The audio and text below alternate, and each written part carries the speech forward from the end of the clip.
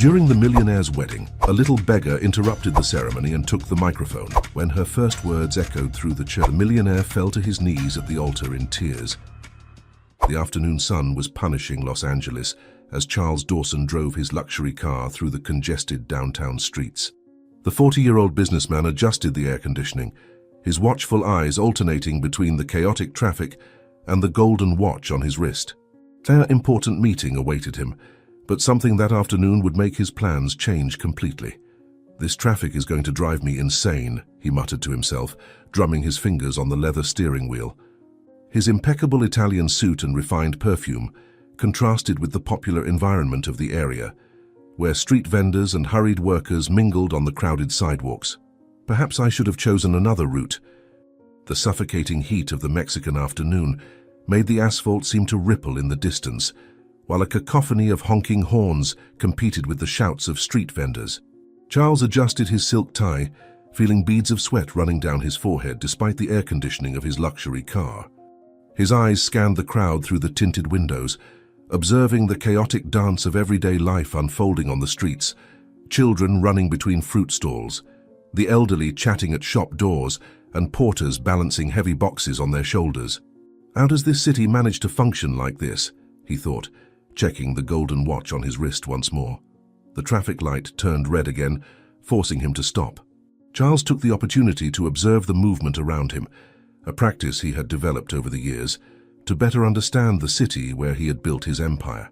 That's when his eyes caught an unusual movement on the opposite sidewalk. "Please get out of the way!" shouted a desperate, childlike voice. A girl of about 12 years old was running among the pedestrians, her black, unkempt hair flying in the wind. Her worn and dirty clothes revealed her status as a street dweller, but there was a determination in her movements that caught Charles's attention. The reason for her running soon became apparent.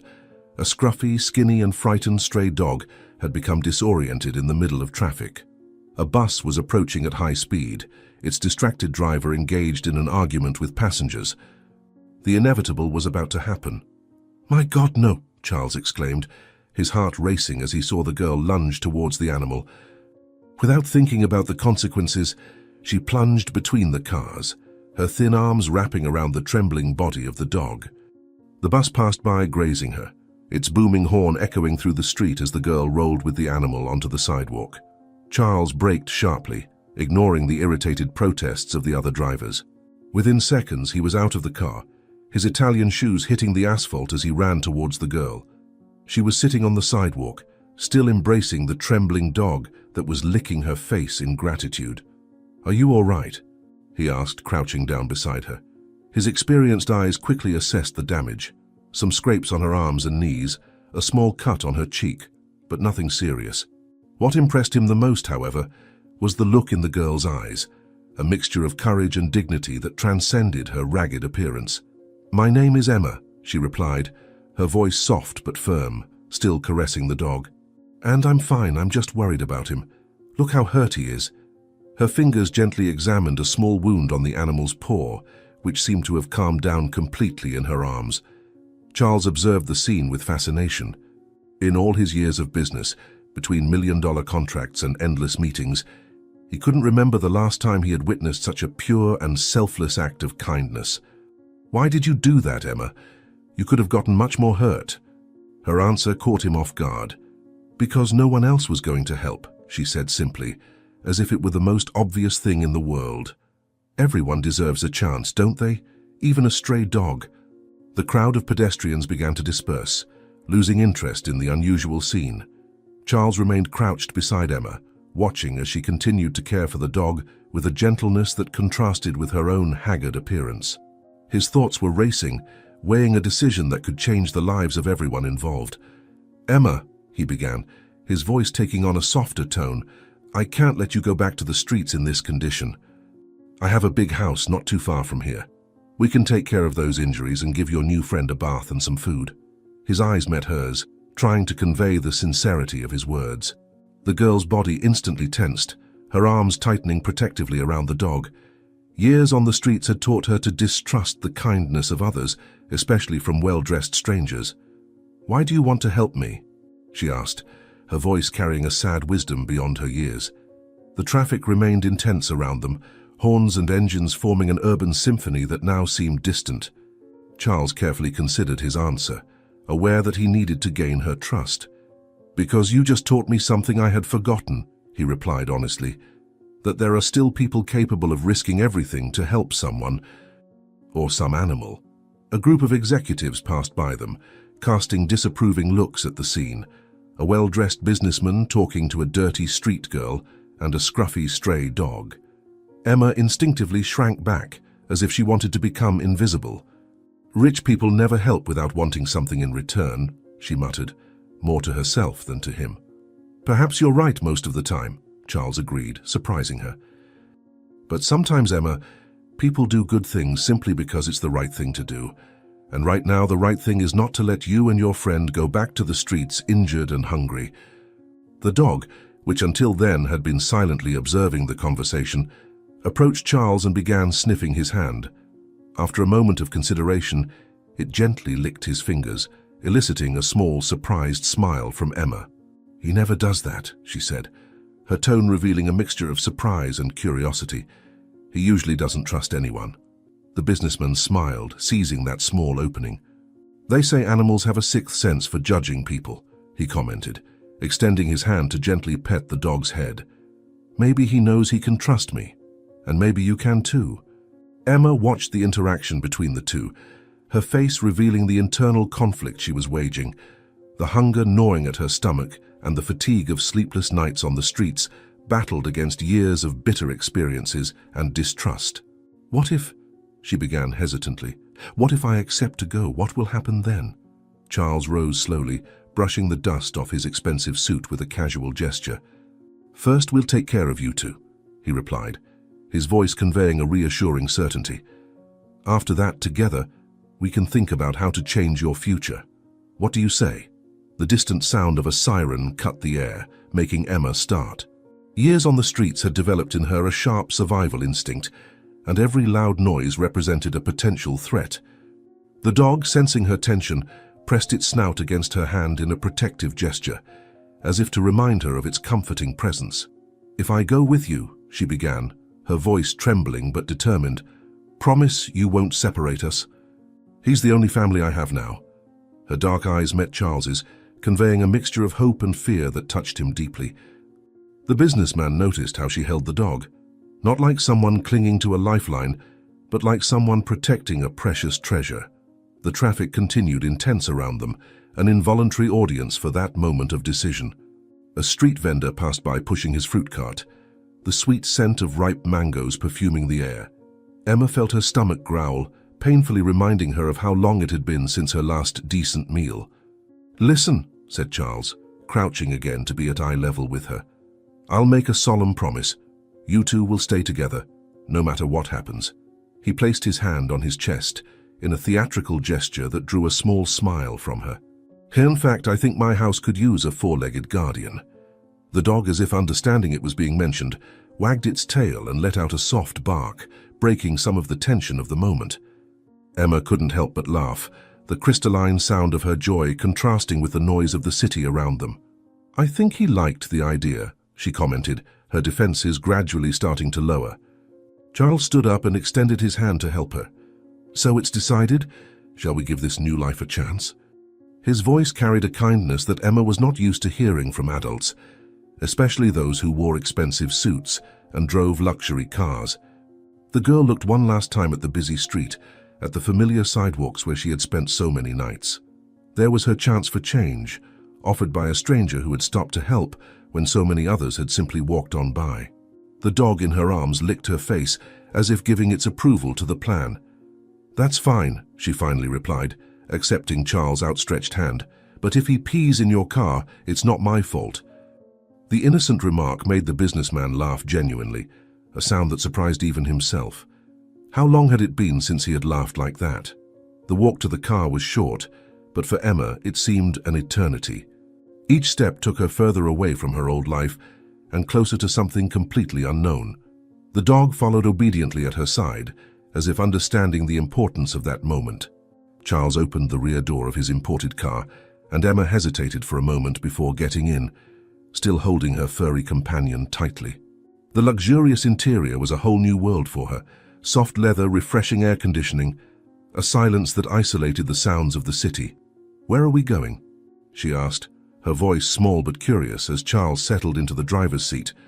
"To a place where you two can start a new life," he replied, starting the car and meeting her gaze in the rearview mirror. "And Emma, thank you for reminding me that there is still goodness in the world."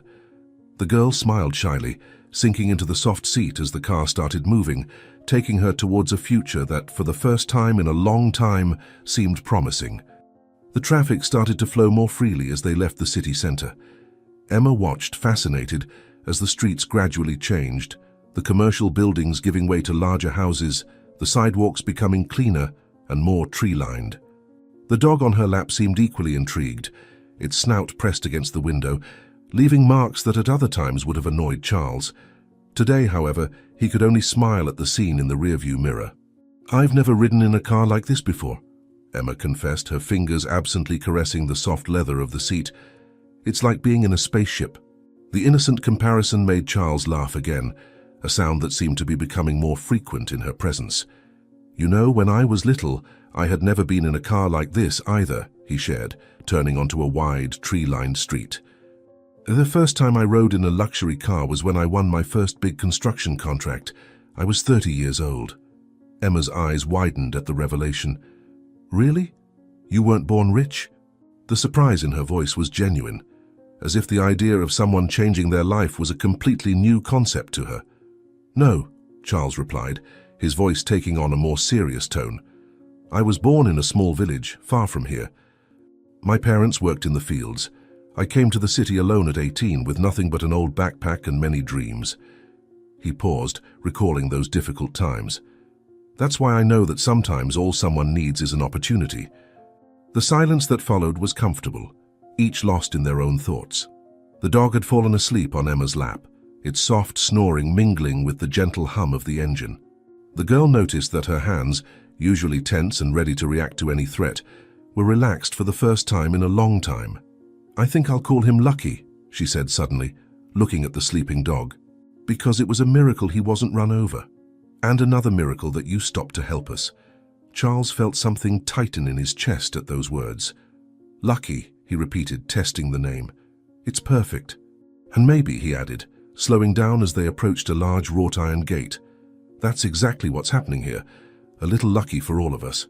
The car began to ascend a private road, lined with ancient, well-tended trees. Emma leaned forward in her seat, her eyes catching the first glimpse of what would be her new home. For the first time since accepting Charles's offer, she felt not only hope, but also the certainty that she had made the right decision. Lucky stretched on her lap, as if waking from a long dream, ready to begin his new life by her side. The Dawson mansion stood imposing under the afternoon sun. At the top of the main staircase, Harriet Parker awaited with her impeccable posture, her uniform perfectly pressed and a sweet smile on her lips. Her graying hair was pulled back in an elegant bun, and her hands folded in front of her body conveyed an image of serenity and kindness. "Harriet," Charles called, helping Emma out of the car with Lucky still in her arms. "I need your help. This little one is Emma, and this is Lucky. I found them in the city center."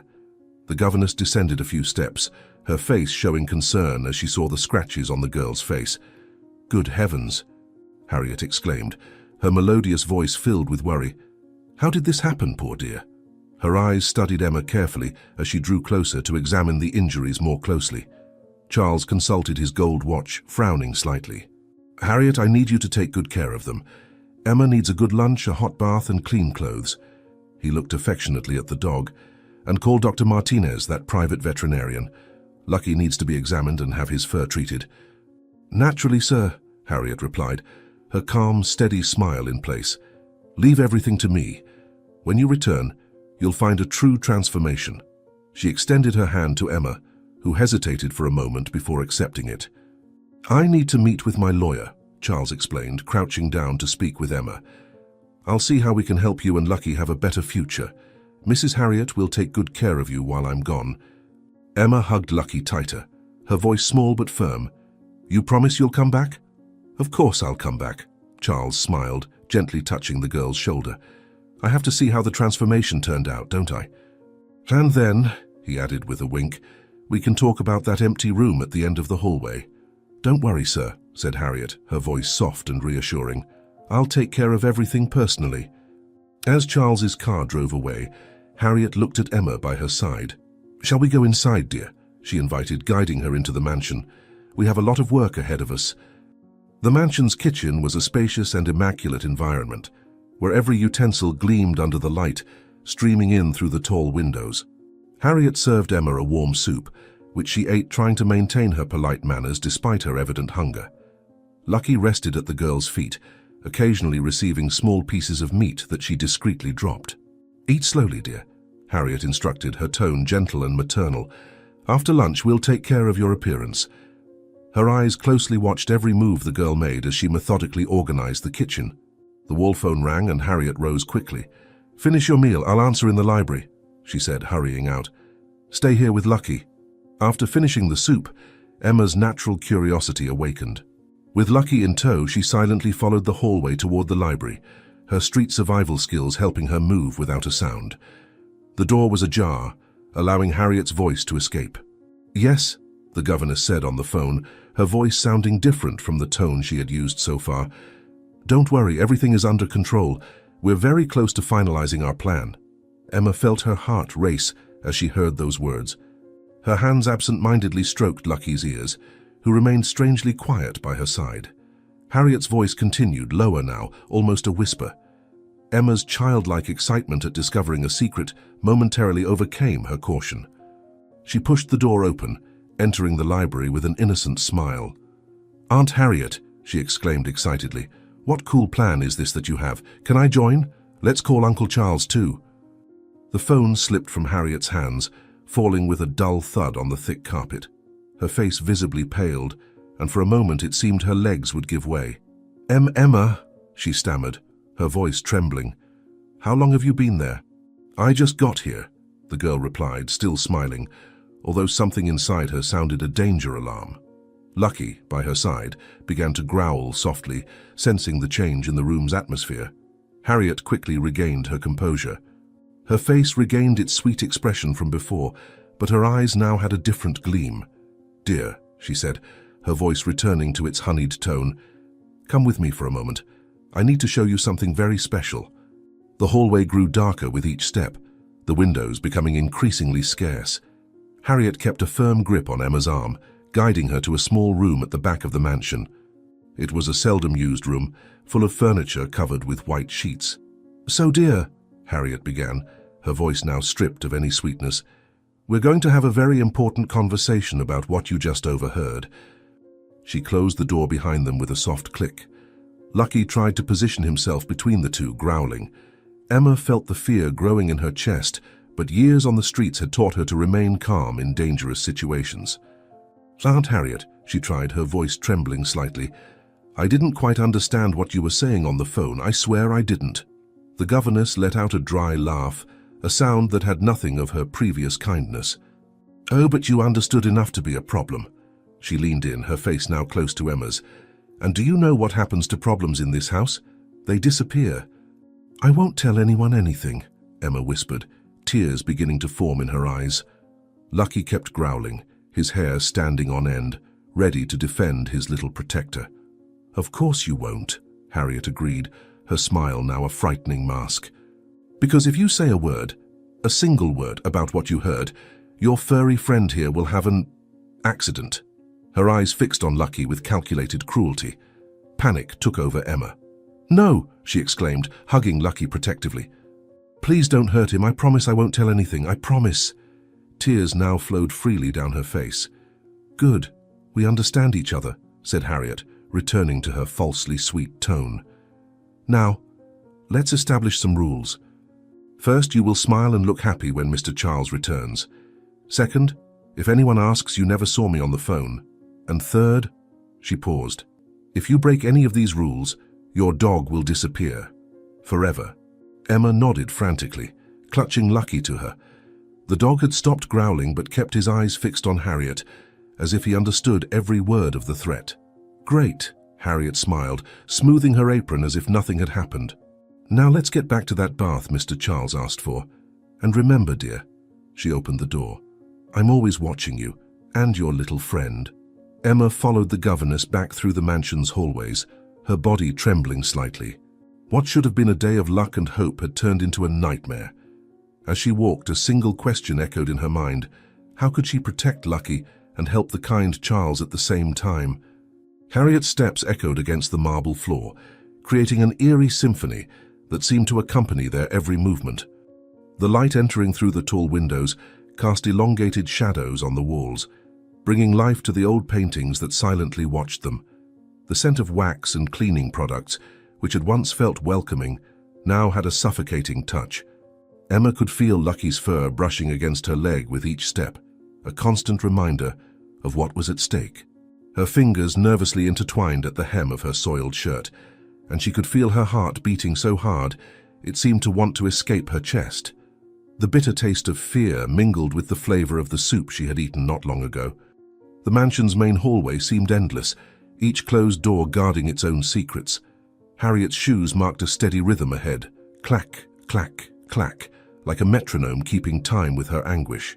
The governess's impeccable uniform, once a symbol of order and care, now seemed a disguise concealing her true nature. A gentle breeze came in through one of the open windows, making the silk curtains sway softly. The sudden movement startled Emma, making her jump slightly. Harriet turned briefly, her false smile still in place, but her eyes carrying a silent threat that made the girl swallow hard. The antique clock in the hallway struck 3 in the afternoon, its deep chimes reverberating off the walls. Every sound seemed to amplify the tension of the moment, reminding Emma that time ran inexorably. In a few hours, Charles would return, and she would have to play the role of a happy, carefree child, while carrying the weight of a terrible secret. Lucky remained on high alert, his ears attentive to every movement of Harriet's, as if he could sense the true intentions behind the governess's mask of kindness. His fur was still slightly bristled, and every now and then a low growl escaped his throat, quickly silenced by a sharp look from Harriet. The mansion's luxury, which had initially enchanted Emma, now seemed a gilded cage. The Venetian mirrors, the crystal vases, the Persian rugs, everything reflected an opulence that cruelly contrasted with the terror she felt. Her bare feet, still dirty from the street, left almost imperceptible marks on the immaculate floor, like a trail of her passage through this world that clearly did not want her there. The gentle rumble of a luxury engine broke the tranquility of the afternoon at the Dawson mansion. A sleek black car crossed the main gates, laden with suitcases and bags from the most prestigious European stores. Abigail Walker, Charles's fiancée, was returning from her trip abroad. The young woman stepped out of the car, with the studied elegance of one who knows her own worth. Her long black hair framed a face of classical beauty, and her designer dress embraced her curves perfectly. Her high heels clicked against the marble entrance as she supervised the driver unloading her extensive luggage. "Harriet," she called, her melodious voice tinged with authority. "I need help with my purchases." Her eyes scanned the mansion's facade with possessive satisfaction until something unexpected caught her attention. Through one of the ground floor windows, she saw a scene that made her freeze in place. Emma, now clean and dressed in simple but presentable clothes, played with Lucky in the living room. The dog, also visibly cleaner, wagged his tail happily as the girl petted him. For many, the scene could have been touching, but not for Abigail. "What does this mean?" she whispered, her pretty face contorting into an expression of disgust. At that moment, Charles emerged from the house, his face lighting up when he saw his fiancée. He approached to embrace her, but she subtly recoiled, her eyes fixed on the window. "Darling, it's good you're back," he smiled, oblivious to her disturbance. "How was your trip?" Abigail did not answer immediately, her well-manicured fingers gripping the handle of her designer handbag with enough force to turn her knuckles white. "Charles," her voice trembled slightly with contained indignation, "why is there a beggar in our living room?" The last term came out as if it was something particularly unpleasant to pronounce. Her eyes could not look away from the scene that so disturbed her. The businessman followed her gaze, and his smile softened as he saw Emma. "Ah, that's an incredible story," he began, his tone enthusiastic. "I found her today downtown. She saved this puppy from being run over, risking her own life. She has a heart of gold despite all the hardships she's already faced. Abigail listened to the account with growing horror. Each word of admiration that Charles directed at the girl seemed a personal affront. "And you brought her into our home?" she asked, trying to maintain her composure. "Dear, there are institutions for this kind of, situation." "Don't worry," Charles replied, misinterpreting her concern. "I've already spoken to my lawyer. We'll find a good home for her. But in the meantime, I couldn't leave her on the street. Not after what I saw today." The fiancé forced an understanding smile, although her eyes remained cold. "Of course, my love, you're always so kind." Her words were sweet, but there was something in her tone that suggested this kindness was not necessarily an admirable quality. "Come," invited Charles, offering his arm. "I'll introduce you to Emma. I'm sure you'll like her as much as I do." Abigail accepted the offered arm, but each step towards the living room seemed to cost her an immense effort. In the living room, Emma rose quickly upon seeing Charles returning with an unknown woman. Years on the streets had taught her to read people, and something in that elegant young woman's gaze made her instinctively take a step back. Lucky, sensing her tension, protectively took up position by her side. "Emma," Charles smiled, oblivious to the tension in the air, "I want you to meet Abigail, my fiancée." The girl attempted a shy smile, her hands nervously gripping the hem of the clean blouse Harriet had given her. The contrast between them could not be greater. Abigail in her impeccable designer dress, Emma in simple albeit clean clothes. "Pleased to meet you, ma'am," Emma murmured, her voice almost a whisper. Abigail merely inclined her head slightly in acknowledgement, her perfectly painted lips contorted into a forced smile. The silence that followed was as heavy as lead. "Charles, darling," Abigail finally spoke, her voice sweet but with a sharp note, "we need to talk about this in private." Her fingers closed possessively around her fiancé's arm, while her eyes cast barely concealed looks of distaste at Lucky, who had left a small paw print on the Persian rug. The businessman finally seemed to notice the tension. "Of course, love." He turned to Emma with a reassuring smile. "Make yourself at home, little one. Harriet should be around if you need anything." He allowed himself to be guided by Abigail to his office, closing the door behind them. In the confines of the office, Abigail dropped her mask of civility. "How could you bring a beggar into our home?" she questioned, her voice trembling with indignation. "And with a stray dog, no less. This is... She gestured nervously, searching for words strong enough to express her horror. "Abigail," Charles tried to calm her, "it's only temporary. The girl needs help, and we're in a position to help. What harm can there be in that?" He approached her, trying to touch her, but she shied away, pacing agitated around the office. "What harm? Charles, you don't understand. These people, they bring trouble. They always bring trouble. And that dog," she visibly shuddered, "it's probably riddled with diseases. I can't believe you're putting our safety at risk because of a charitable whim." Charles sighed deeply, massaging his temples. "Dear, you're overreacting. Emma is just a child in need of help. And as for the dog, I've already called a veterinarian to examine it. Trust me, it's all under control." "Under control?" she repeated, her voice rising an octave. "None of this is under control. This is our home, Charles. Ours. Not a homeless shelter." Her eyes gleamed dangerously, a mixture of anger and something else, fear perhaps, that her carefully laid plans might be threatened by this unexpected intrusion. The sound of a ringing phone interrupted the argument in the office. "I need to take this call," said Charles, checking the caller ID on his cell phone. "It's the lawyer. It might be about Emma's situation." With one last concerned look at his fiancée, he quickly exited the office. Abigail waited a few seconds after the door closed, ensuring she was alone. With quick, determined steps, she crossed the mansion in search of Harriet. She found the housekeeper in the kitchen, overseeing the preparation of dinner. "Where is the girl?" Abigail asked in a low voice, dismissing the maids with a brusque gesture. Once they were alone, her demeanor changed completely. The mask of refinement gave way to an expression of contained fury. "In the guest room taking a shower," Harriet responded, her own facade of servile housekeeper gradually fading. "How was the trip, my child?" Her tone now carried an intimacy no one in the mansion had ever witnessed. "How have things been here, Mother?" Abigail asked, taking a seat at the kitchen table. "Is Charles still as smitten as before?" Her perfectly manicured nails drummed nervously on the marble surface. Harriet smoothed her apron with a satisfied smile. "Oh yes, don't you worry. I've been singing your praises all day, talking about what a wonderful wife you'll make." "He's more enamored than ever." She paused, her face taking on a worried expression. "But we have a small problem." "What problem?" Abigail straightened in her chair, tense. "Besides this beggar he brought into our home?" "The girl. She overheard me on the phone earlier," Harriet admitted, lowering her voice even further. "She knows there's a plan. She doesn't know the details, but—" She didn't need to finish the sentence. Abigail's face visibly paled. "How did you let this happen?"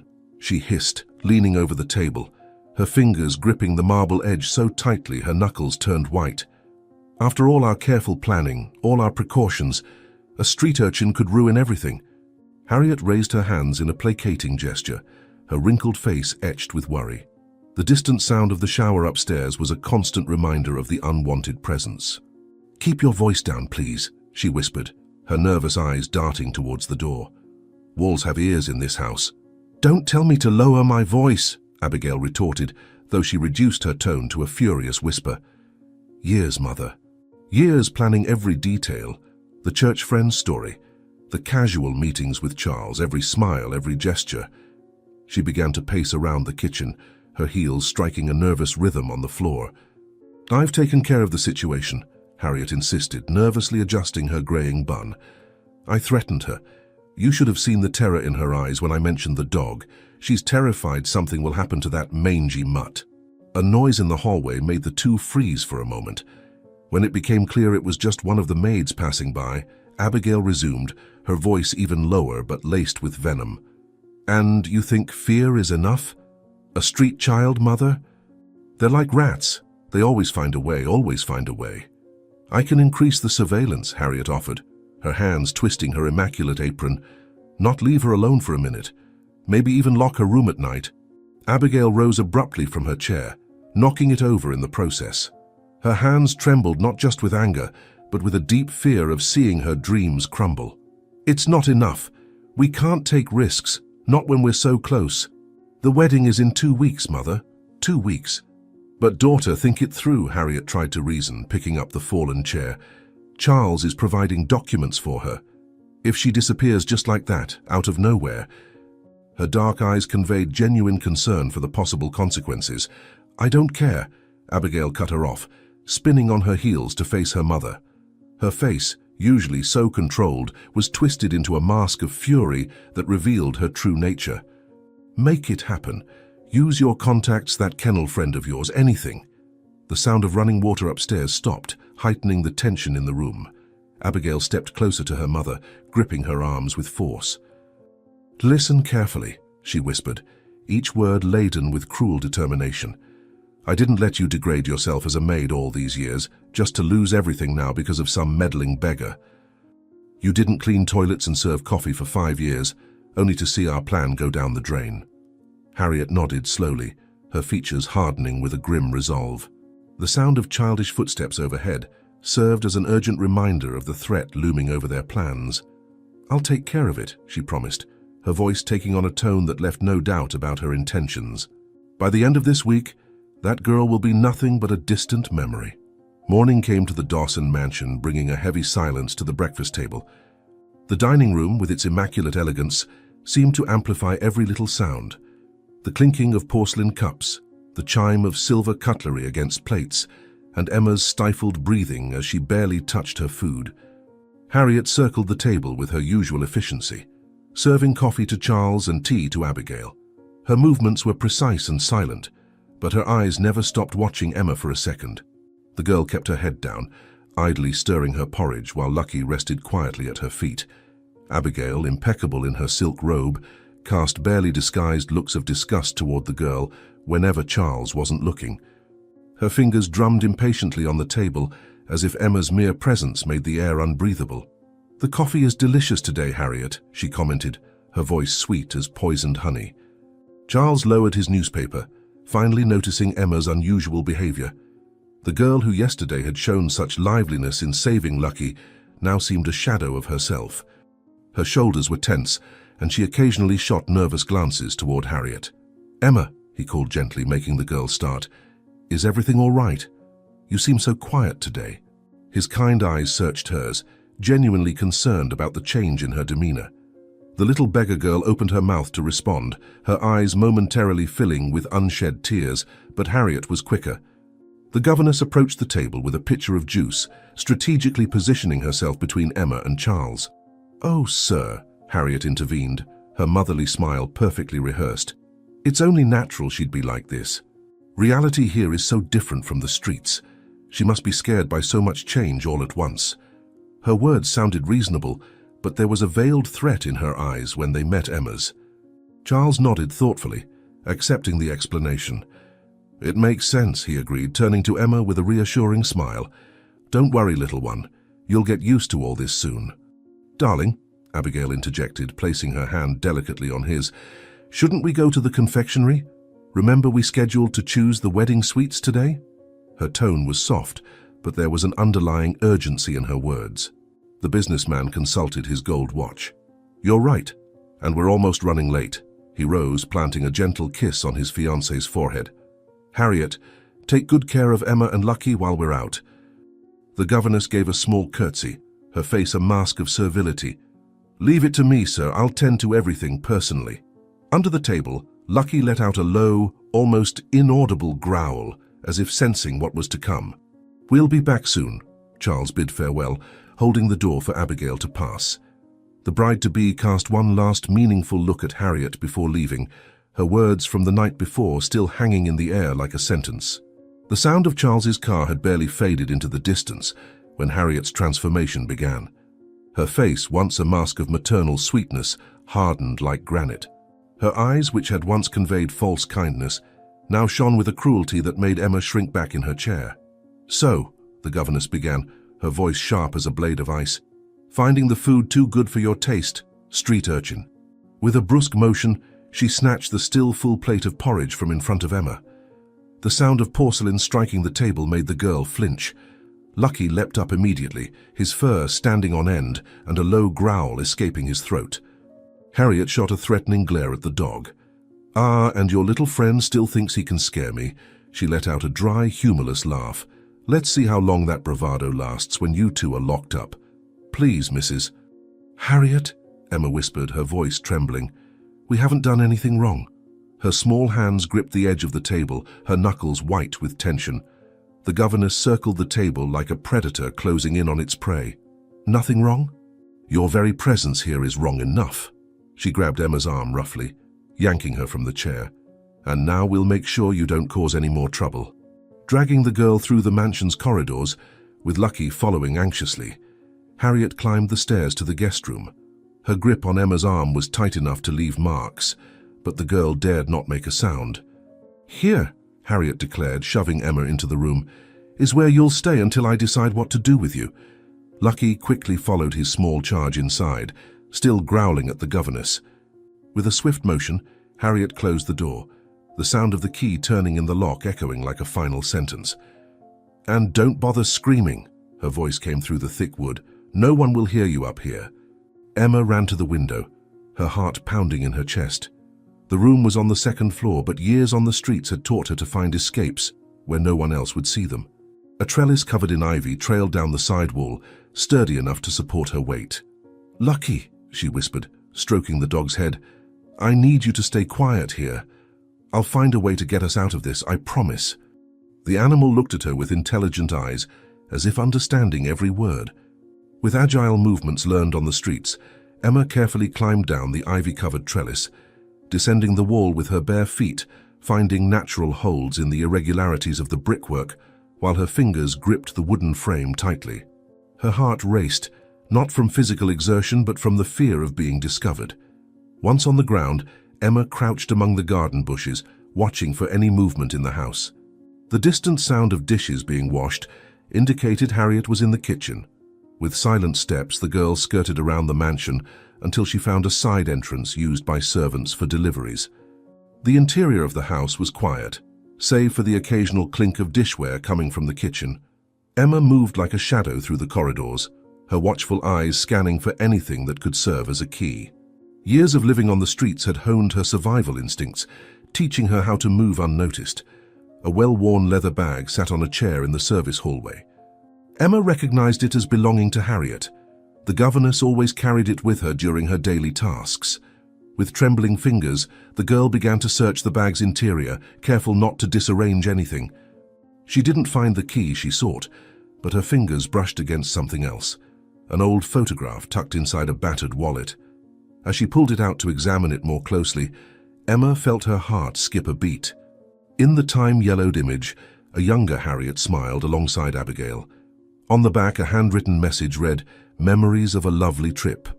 The sound of approaching footsteps made Emma freeze. With quick, precise movements, she tucked the photo into the pocket of her dress and replaced the bag exactly as she had found it. But when she turned to seek a hiding spot, her blood ran cold. Harriet stood in the hallway entrance, her dark eyes fixed on Emma like a snake about to strike. "How did you get out of the room?" she hissed, her voice laced with a contained fury more chilling than any shout. I just wanted to save Lucky," Emma stammered, her body visibly trembling. "He's all alone up there, scared." Her back pressed against the wall as Harriet advanced slowly. "Did you touch anything?" the governess asked, her eyes darting quickly between Emma and her bag. The girl shook her head frantically, feeling the weight of the photograph in her pocket as if it were made of lead.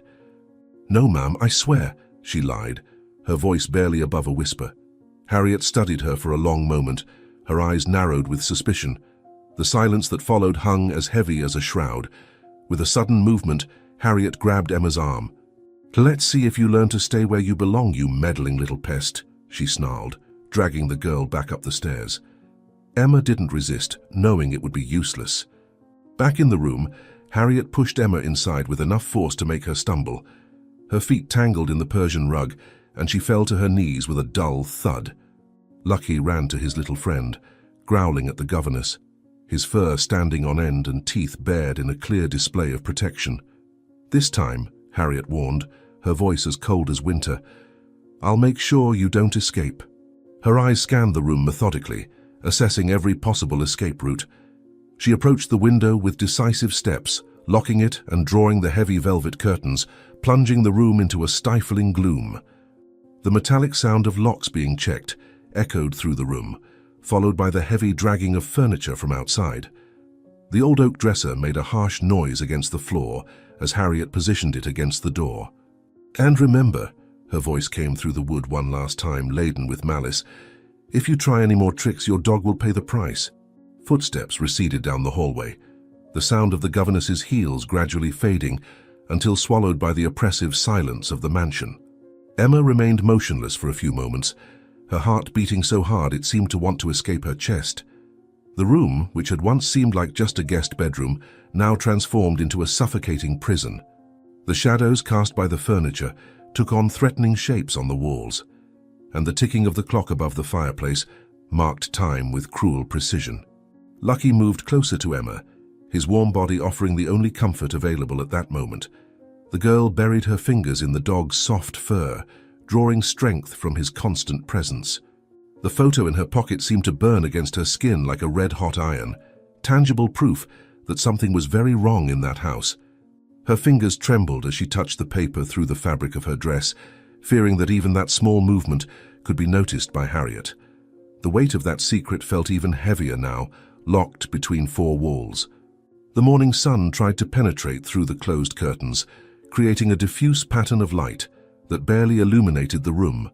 The air was becoming heavy, and Emma could feel beads of cold sweat running down her back. The fear was no longer just for herself or Lucky.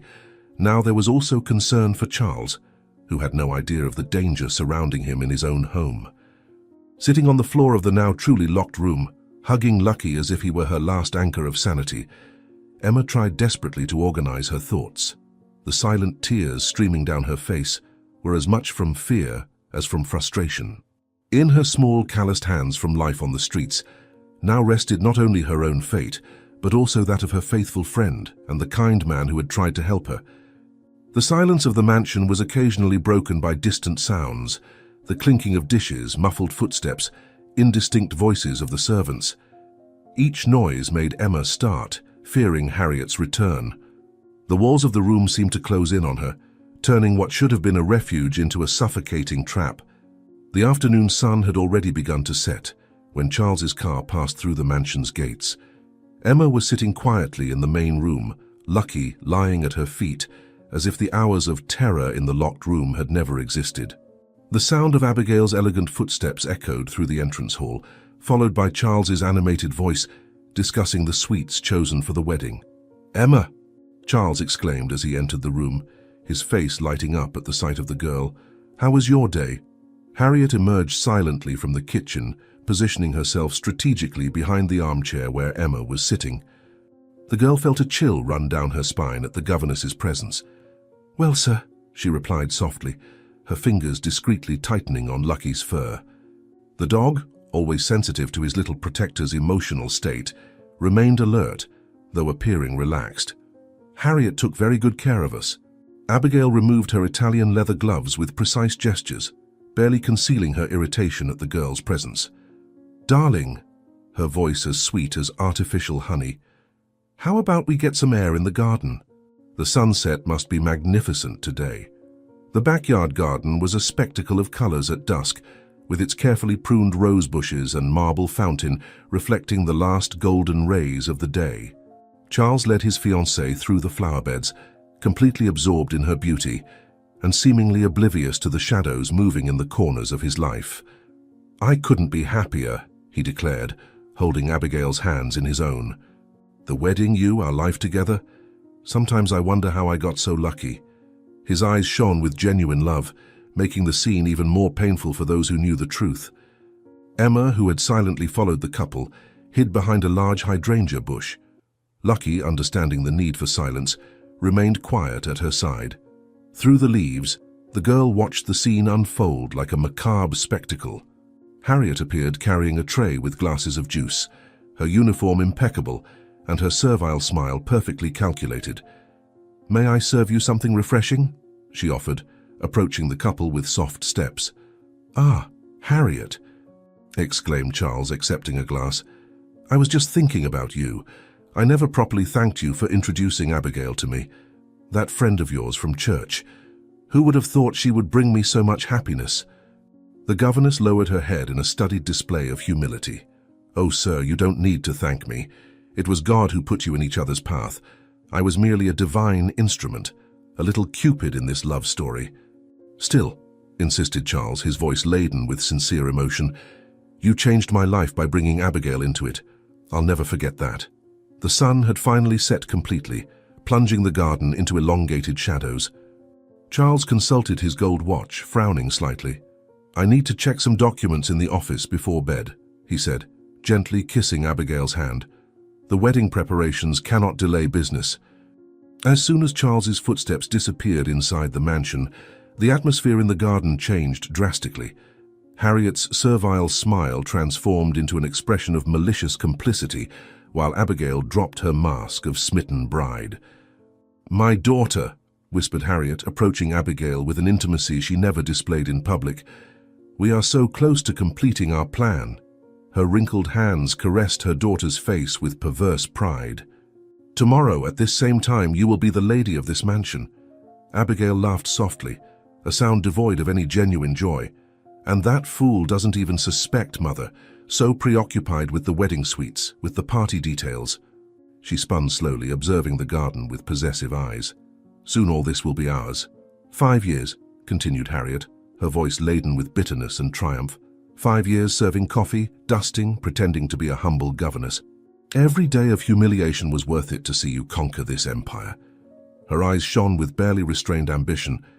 "And after I get married," added Abigail, walking among the rose bushes, "I'll make sure half his fortune is transferred to my name. That idiot lawyer has already prepared all the prenuptial agreement documents." The two women approached the fountain, their malicious laughter echoing into the night like an ominous omen. "Just imagine, Mother," continued Abigail, "in a few months, I'll be able to dismiss Mrs. Harriet, the faithful governess, with a generous pension. No one will ever suspect." A sudden movement behind the hydrangeas caught Harriet's attention. Her eyes narrowed dangerously, focusing on the bush. "Quiet," she whispered to Abigail, raising a hand in warning. Emma, hidden behind the vegetation, felt her heart freeze. She tried to remain absolutely still, but Lucky, perhaps sensing the impending danger, let out a low, nervous bark. "There!" exclaimed Harriet, moving with surprising agility for her age. Abigail circled the bush from the other side, cornering Emma in her hiding spot. The little beggar jumped up, trying to escape, but her legs were trembling so much she could barely stand. Lucky stood in front of her, growling at the two approaching women. "Well, well," Harriet's voice was as cold as the falling night. "It seems our little intruder discovered more than she should have." Her fingers closed like claws on Emma's arm. "And this time, my dear, there is no escape." "What shall we do with her?" hissed Abigail, her eyes sparking with hatred. "She knows too much now. She knows about us, about the plan." Her perfectly manicured fingers nervously clutched the pearl necklace at her throat. Harriet kept a firm grip on Emma's arm while her brain worked quickly. "My friend Virginia," she said after a moment's consideration, "the one who lives in the isolated house on the city limits. She's always been discreet about our affairs." Emma tried to break free, but the governess's grip was like iron. "Please," she pleaded, tears streaming down her face, "I won't tell anyone anything. Just let me and Lucky go, that's all." "Shut up," growled Abigail, bringing her face close to Emma's. "You think we're going to trust a beggar?" Her beautiful face was contorted into a mask of cruelty. "Mother, we need to act fast. Charles could come back at any moment." With chilling efficiency, Harriet began dragging Emma toward the back garage. Lucky tried to defend his little friend, but Abigail was already prepared. With a quick motion, she trapped the dog with a collar she had picked up from the garden. "Virginia's car is parked behind the garage," whispered Harriet. "She came earlier to bring the arrangements from Walker for the wedding. Always providential, isn't it?" Her smile was icy as she opened the vehicle's door. "After the wedding," she continued, pushing Emma into the car, "when I'm officially the lady of this house, we'll take care of you and that dog once and for all." Abigail handed Lucky over to her mother, who unceremoniously threw him next to Emma. An older woman Emma didn't know was already behind the wheel. Her eyes in the rearview mirror showed no compassion for the scene unfolding. "Keep them quiet," Harriet ordered her friend, "and don't let them escape under any circumstances. Tomorrow after the ceremony we'll resolve this situation permanently. No one will miss another beggar on the streets," Abigail added with a cruel smile. "And as for the dog, well, accidents happen every day, don't they?" The car began to move silently through the night, taking Emma and Lucky away from the mansion. The last sight the girl had was of Harriet and Abigail, mother and daughter, embracing and laughing, their silhouettes cut out against the light coming from the big house. As the vehicle moved away along the dark road, Emma hugged Lucky tightly, her tears wetting the dog's fur. The wedding would be tomorrow, and after that, she didn't want to think about what could happen. Somewhere inside that car, following increasingly deserted streets, the little beggar desperately tried to find a way to save not only her own life and Lucky's, but also that of the kind man who had tried to help her. The city lights were becoming more and more distant, swallowed up by the encroaching darkness of the night. The car followed a dirt road, shaking violently with every pothole. Virginia kept her eyes fixed on the road, her face hardened by age and complicity, in so many shady secrets showing the same coldness as Harriet's. Lucky remained alert, his intelligent eyes alternating between Emma and the driver, as if calculating the possibilities of escape. His fur was still bristling, and a low, constant growl emanated from his throat, warning Virginia to keep her distance. The inside of the car smelled of wilted Walkeras, remnants of the wedding arrangements Virginia had delivered earlier. The scent, which should have been sweet, now seemed suffocating to Emma. Each breath reminded her of the time running out, the precious hours remaining until the ceremony that would seal not only Charles's fate, but her own as well. Emma's small, calloused hands trembled as she stroked Lucky, seeking both comfort and courage. The photograph she still carried in her pocket seemed to weigh a ton. The proof of the relationship between Harriet and Abigail now seemed insignificant in the face of the real danger they faced. The car made a sharp turn, revealing an old and poorly maintained house, partially hidden by tall, twisted trees. A single yellowish light shone in one of the windows, like a watchful eye in the darkness. Virginia slowed down, and the gravel under the tires made a threatening sound. "We're here," Virginia announced, her rasping voice breaking the silence for the first time since they had left. "And there's no point trying to run, girl." There's nothing but thick woods for miles around. Her eyes met Emma's in the rearview mirror, cold and determined. Harriet told me about your escape skills. The car engine fell silent, plunging everything into an oppressive quiet. Only the nighttime sounds of the Walkerer and Lucky's heavy breathing broke the stillness. Emma tightened her arms around her faithful friend, feeling the comforting warmth of his body against the chill that had settled not only in the air, but in her soul. The house loomed before them like a somber sentinel, its dark windows seeming to watch them with silent malevolence. Somewhere within those walls, Emma and Lucky would spend their possibly last hours together, while at the mansion, miles away, preparations for a wedding that was nothing but a cruel trap would continue cheerfully. "You know, sir," Harriet continued, approaching with soft steps, "earlier when I was brushing her hair, I noticed something in her gaze. She confided in me that she missed the streets, that was the life she knew." The lie flowed from her lips with the smoothness of poisoned honey. "But here she had everything," Charles protested, his voice heavy with sadness. "Food, a roof, security." "Sometimes," Harriet philosophized, her melodious voice laden with false wisdom, "it's not about what we have, but about where we feel at home, the reality of the mansion, all this luxury." Perhaps it was too frightening for someone accustomed to such a different life. The millionaire fell silent for a few moments, absorbing the governess's words. His eyes swept over the luxurious room, seeing it now through a new perspective, how it must appear to a child of the streets. "Perhaps I should have been more patient," he murmured, more to himself than to Harriet, given her more time to adapt. "You did everything you could," Harriet consoled, resting a hand on his shoulder. "You were generous, kind, but some people simply aren't ready for such major changes." Charles rose slowly, walking to the window. The night outside was dark and cold, and his heart ached to think of Emma and Lucky wandering the city streets again. "After the wedding," he said finally, his voice firm despite the sadness, "I'll dedicate time to searching for them. Perhaps we can try again more slowly this time." "A wise decision, sir," Harriet agreed, suppressing a triumphant smile. "Now why don't you go rest? Tomorrow will be a big day, and you need to be rested for the ceremony." Charles nodded absent-mindedly, his thoughts still with the little beggar and her faithful companion. As he climbed the stairs toward his room, he didn't notice the gleam of satisfaction in Harriet's eyes, nor hear the sigh of relief she let out. The governess remained in the room for a few more moments, savoring her victory.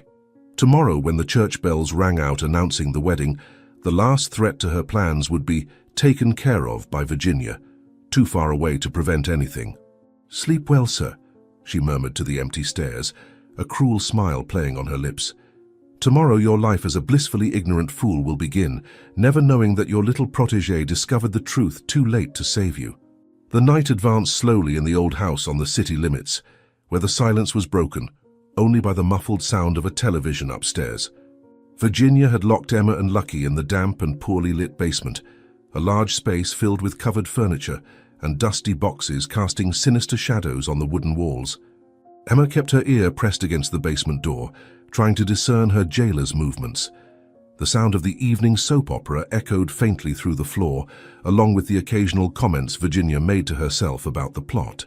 The girl had already noticed that, as the night progressed, the elderly woman's voice became more and more drowsy.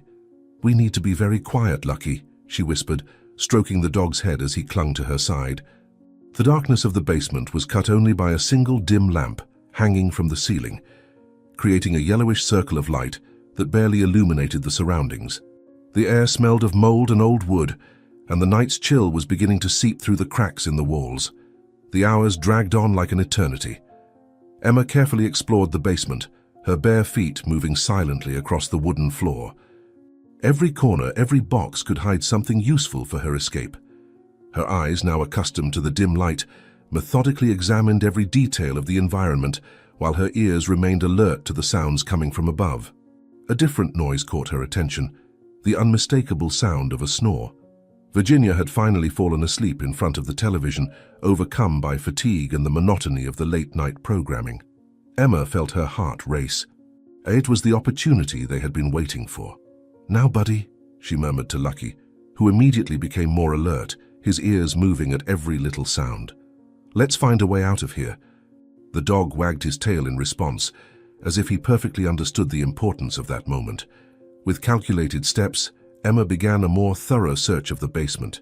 Her fingers slid across the walls, looking for any weakness, any possibility of escape. It was then that she found, partially hidden behind an old bookcase, a thick, long rope, perfectly suitable for an escape. The discovery of the rope filled her heart with hope, but they still needed an exit. Lucky, as if sensing the urgency of the moment, began to sniff the floor near one of the walls.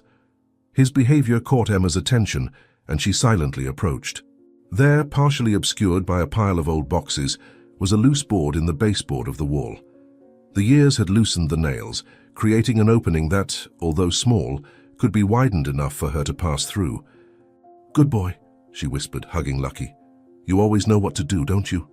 Virginia's snores continued regularly upstairs, providing a strange soundtrack to their escape efforts. Emma knew she had to act quickly. At any moment the old woman could wake up, and then her chance would be lost forever. With meticulous care, Emma began working on the loose board. Her fingers, calloused from years of street life, found the weak points of the wood with instinctive precision. Every movement was calculated to make as little noise as possible, while Lucky kept watch, his ears alert to any change in Virginia's snores. The old wood protested silently under her efforts, small splinters breaking off as she widened the opening. Sweat trickled down her face despite the cold, and her muscles ached from the restrained effort. A rusty nail scratched her arm, but she stifled the cry of pain, aware that a single sound could ruin everything. "Almost there," she whispered to herself, as one last part of the board gave way under her persistent pressure. The opening was now wide enough for her and Lucky to pass through, although it would be a tight squeeze. Above, the sound of the television continued its monotonous murmur, punctuated by Virginia's ever-deepening snores. The cold night wind blew through the opening, bringing with it the smell of freedom.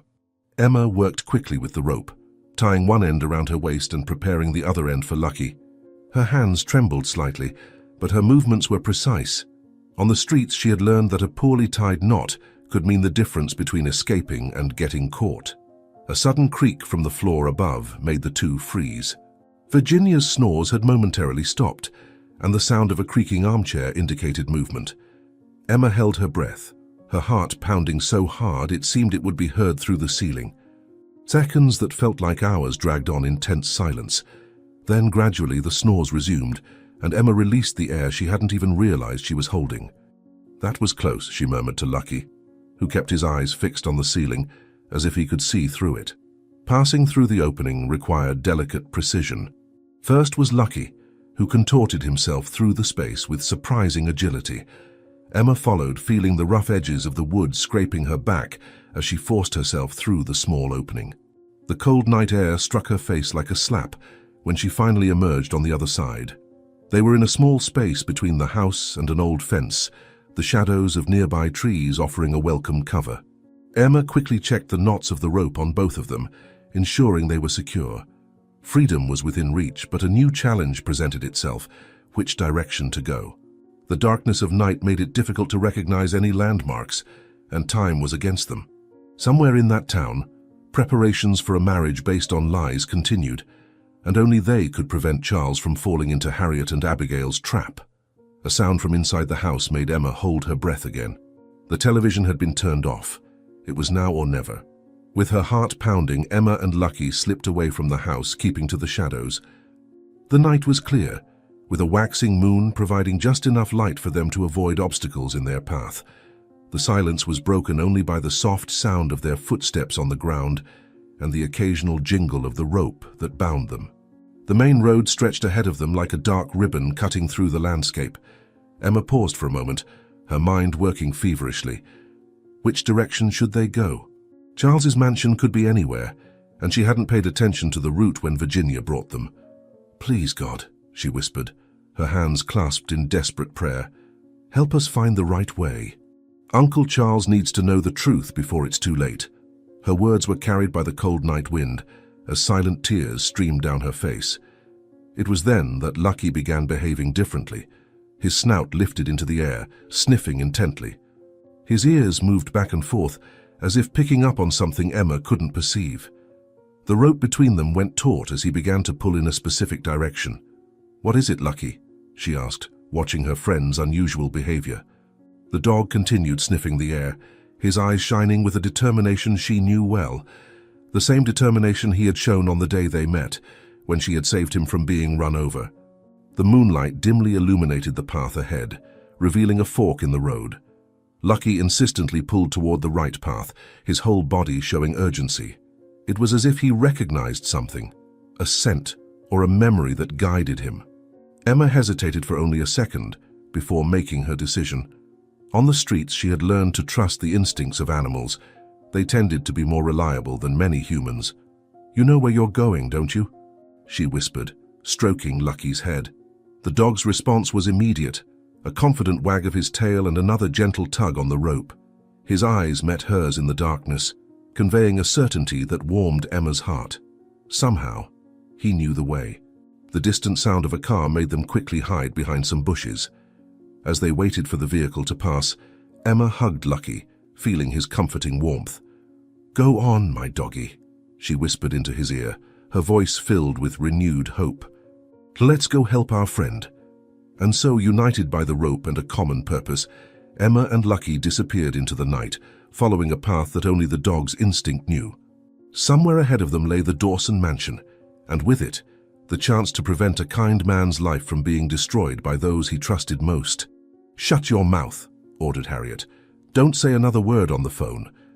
That little meddler will never find her way back to town in time, and even if she does," her voice took on a somber tone, "who would believe a beggar against the word of a respectable governess?"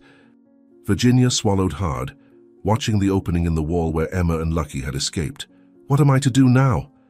"Nothing," Harriet replied coldly. "Absolutely nothing. Stay home and pray your incompetence hasn't ruined everything." With those words, the call was abruptly terminated. The phone slipped from Virginia's trembling fingers, falling onto the scattered bread on the floor. In the silence of the empty basement, she could hear the church bells in the distance, starting to chime to announce the beginning of another day. A day that, in a few hours, would witness a wedding founded on lies. The morning sun bathed the Church of Our Lady of Guadalupe in a golden light, making Walker's white flower arrangements glow like little earthly stars.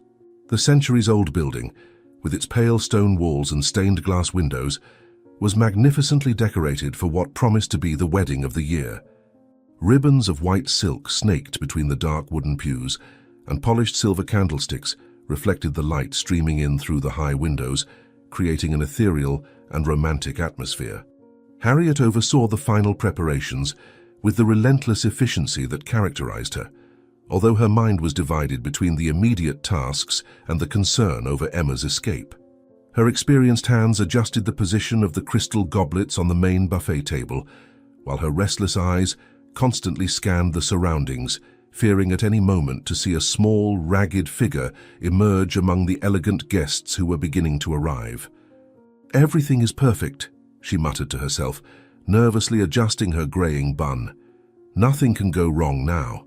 Outside the church, Emma stumbled along the cobblestone road, her legs trembling with exhaustion after the long night's walk. Lucky, still tethered to the rope that bound them together, remained steadfast by her side, offering support whenever she threatened to falter. Her bare feet were bruised and dirty, but her eyes shone with determination as she caught sight of the church towers rising against the morning sky. "There, Lucky," she whispered, her voice hoarse with thirst. "We found it.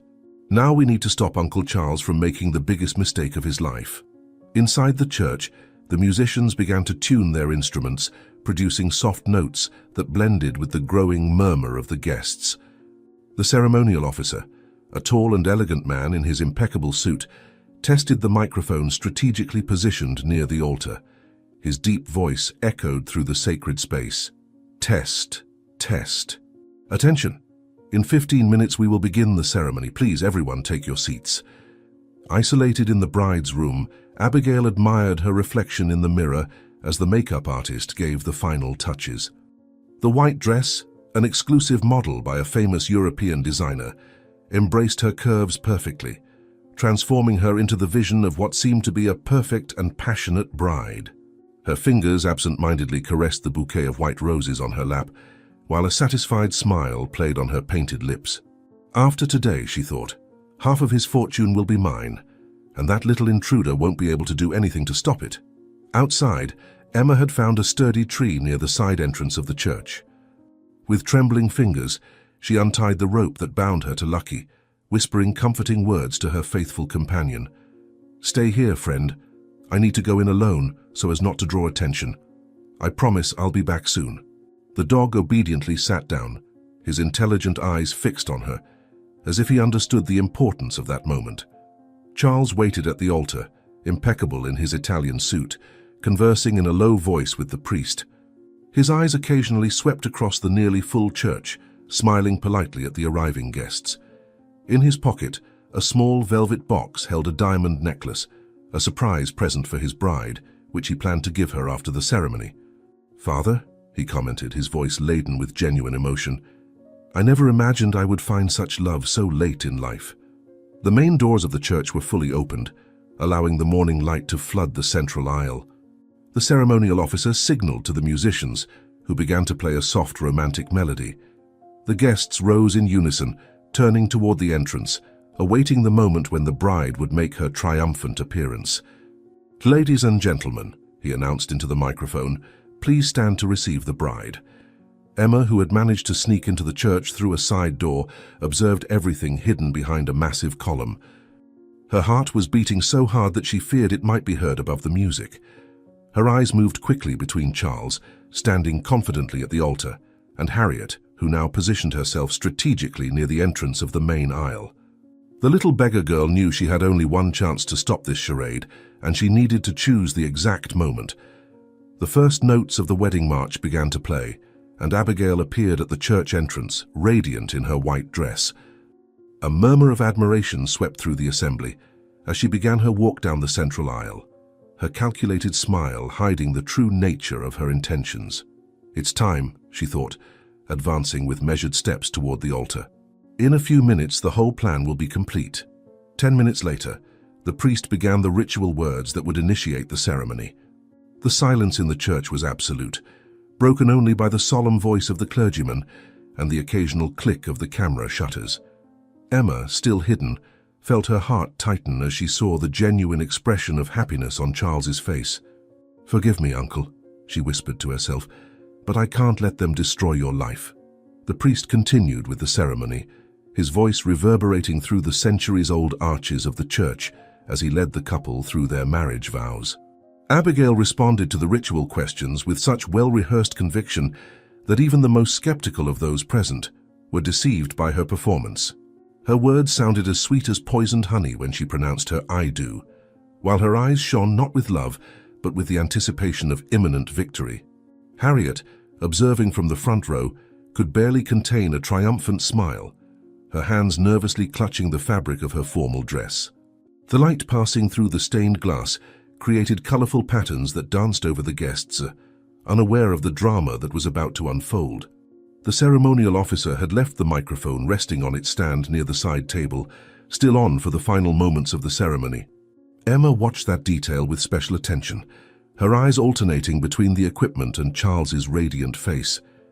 The businessman smiled with such happiness that for a moment the girl hesitated, wondering if she would have the courage to destroy that apparent moment of joy. Sometimes the truth hurts, she thought, but lies hurt even more. The crucial moment was approaching. The priest was now addressing Charles, asking if he accepted Abigail as his lawful wife. The businessman's smile grew even wider, his eyes shining with tears of restrained emotion, as he began to pronounce the words that would seal his fate. "I." It was at that precise moment that Emma knew she could no longer wait. With the agility acquired on the streets, she moved like a shadow between the columns, approaching the microphone. Harriet was the first to notice the movement. Her eyes widened in panic as she recognized the small, ragged figure emerging from the shadows. She tried to stand up, but her legs seemed made of lead. Time seemed to have slowed down as she watched, powerless, as Emma reached the microphone. "No," the governess whispered, her voice almost inaudible. "It can't be." Emma's voice exploded through the church's speakers, cutting through the air like a thunderclap on a clear day. "No! This woman is the governess's daughter, and they want to rob you, uncle." The sound reverberated off the stone walls, amplified by the perfect acoustics of the sacred space. The silence that followed was deafening, as if all the air had been sucked out of the church in a single instant. The reaction of those present was immediate and chaotic. The guests turned in their chairs, some standing up to see better the source of that dramatic interruption. Abigail turned pale as her own wreath, her hands gripping the bouquet with such force that some rose petals fell onto the red carpet. Harriet, as if struck by a physical blow, staggered backwards, knocking over a tray of champagne flutes that was being prepared for the toast. The sound of the crystal shattering against the marble floor echoed through the church like a prelude to the unfolding disaster. Charles remained motionless for a few seconds, his face a mask of confusion that slowly transformed into horrified comprehension. His eyes moved between Abigail, Harriet, and Emma, as if trying to put together a puzzle, whose pieces suddenly revealed a completely different image than the one he expected. "What? What are you saying?" he finally managed to articulate, his voice trembling with a mixture of disbelief and fear of the answer. Abigail's expression quickly changed from initial shock to a desperate attempt to control the situation. "Charles, my love," she began, her now silky voice laden with barely disguised desperation. "Don't listen to that girl. She's clearly disturbed, making up absurd stories." But her words were interrupted by the sound of Harriet collapsing to the floor, the dull thud of her body against the marble, sealing the truth of the accusation more effectively than any confession. Emma, still holding the microphone, felt her heart beating like a drum in her chest. Outside the church, she could hear Lucky's distressed barking, as if her faithful friend could sense the tension that permeated the sacred environment. "Uncle," she continued, her voice now softer but still amplified by the speakers, "they planned it all. Harriet didn't introduce you to a friend from church. She introduced you to her own daughter. I heard them talking about how they were going to get your money after the wedding." The murmur among the guests increased with each passing second, transforming the solemn atmosphere of the ceremony into something closer to a scandalous fair. The priest, utterly stunned by the unfolding events, clutched his Bible against his chest as if it could protect him from the chaos descending upon his temple. "My brothers," he tried, his voice getting lost in the growing tumult, "let us remain calm and—" But his words were cut off by the sound of Charles dropping to his knees at the altar, his legs giving way under the weight of the revelation. Tears flowed freely down his face as years of trust and love shattered before his eyes. The man who moments ago was about to seal his happiness now seemed to have aged a decade in a matter of minutes. How could I have been so blind?" he muttered, more to himself than to those present. Abigail, seeing her plans crumble before her eyes, made one last, desperate attempt. She approached Charles, still kneeling at the altar, her hands outstretched in supplication.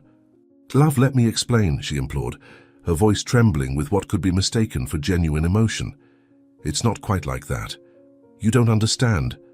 But something in her tone, that falsity that once went unnoticed, now sounded like a shrill alarm to the businessman's ears.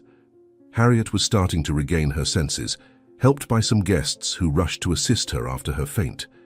Her eyes met her daughter's, and in that glance passed a clear message of defeat. All her meticulous planning, years pretending to be a humble governess, cultivating Charles's trust, had been destroyed by the courage of a little beggar girl. The sound of Lucky's barks from outside the church seemed to mock her ruin, as if even the stray dog was celebrating the failure of her evil schemes.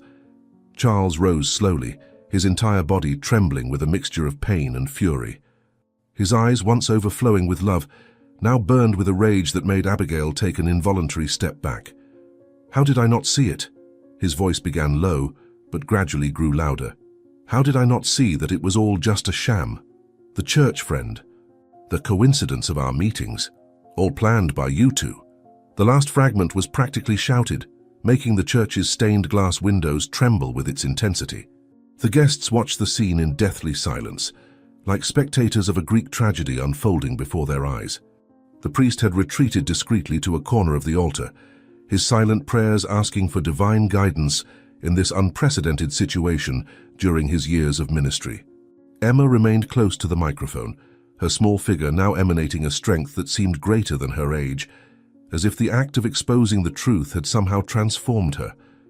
"You planned this from the start," Charles continued, now addressing Harriet directly, who had managed to stand but still leaned against a column to remain upright.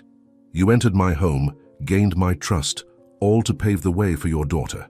How many other families have you deceived like this?" His voice trembled with a mixture of disgust and disbelief. The governess merely lowered her head, her silence more revealing than any confession.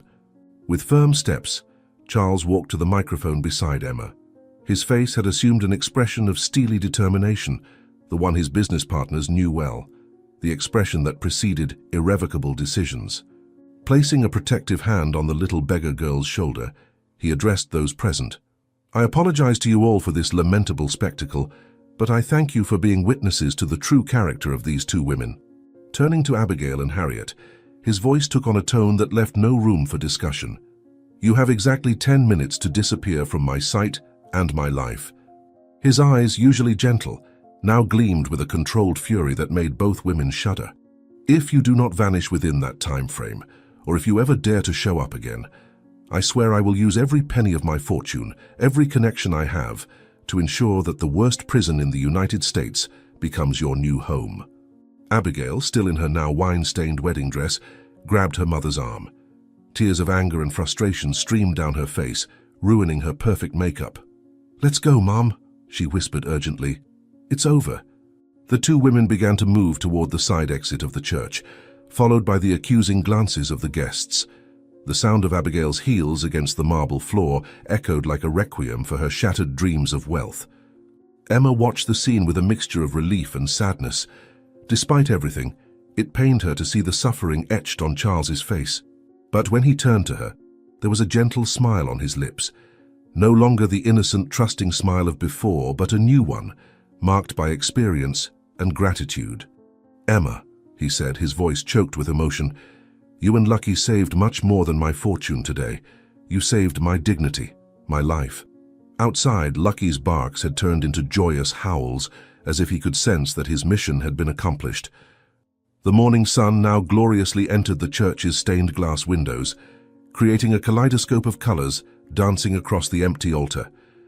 The guests began to slowly disperse, whispering among themselves about the extraordinary event they had witnessed. Charles untied his bow tie with a weary motion, letting it drop onto the altar as a final symbol of the marriage that never happened. His gaze met Emma's, and in that moment a silent understanding passed between them. The streets had taught the little beggar girl that the truth, no matter how painful, was always the right path. And now, ironically, this same girl he had tried to save had ended up becoming his savior. 6 months had passed since that fateful morning in the church. The Dawson mansion, once a place of secrets and lies, now overflowed with the sound of children's laughter and joyful barks. Charles's office, which used to be his solitary refuge, now had a new decoration.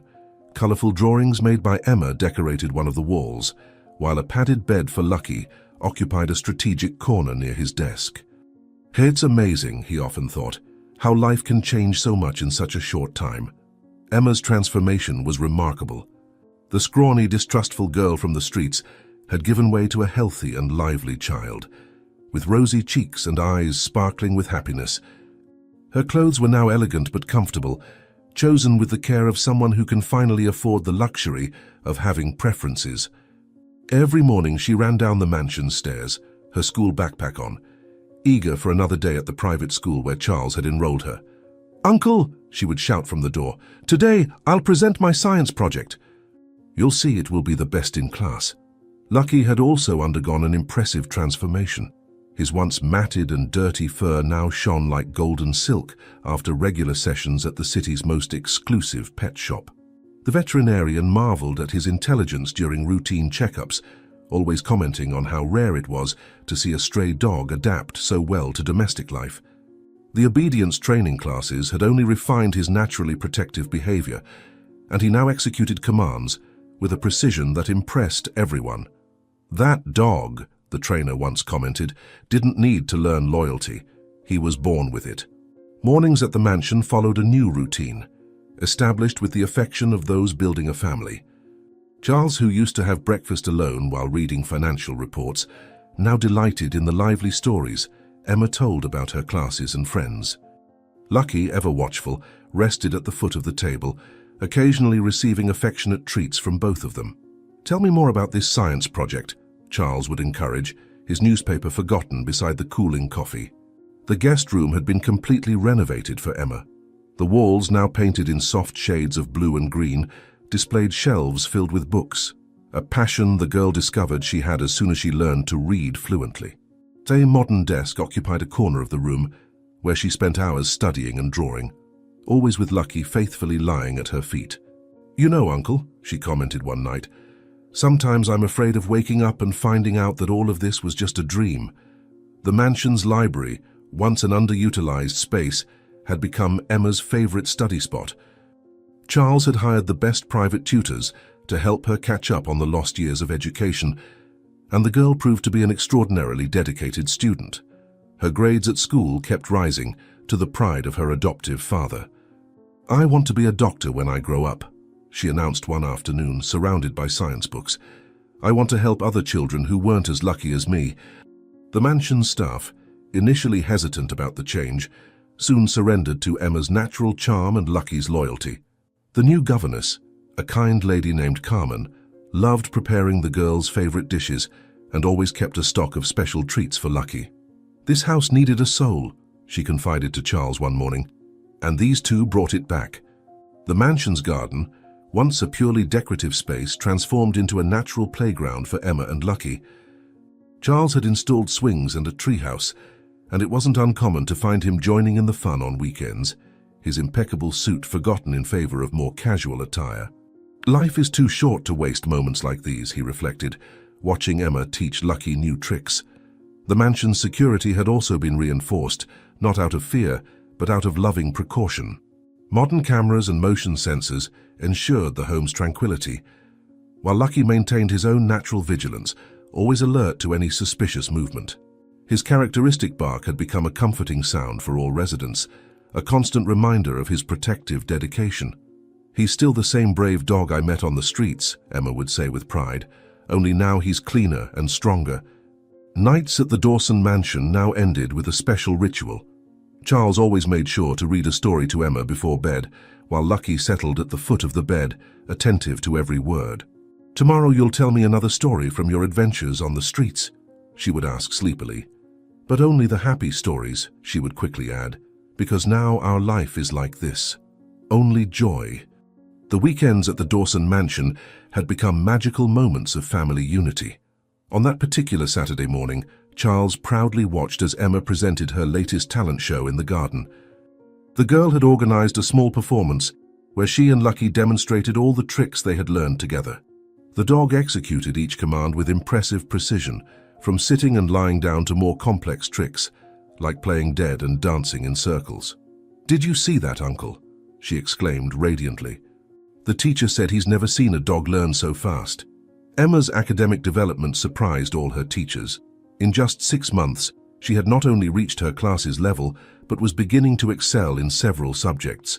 Her thirst for knowledge seemed insatiable, and Charles would often find her awake late at night, reading by the lamplight, with Lucky faithfully standing guard beside her bed.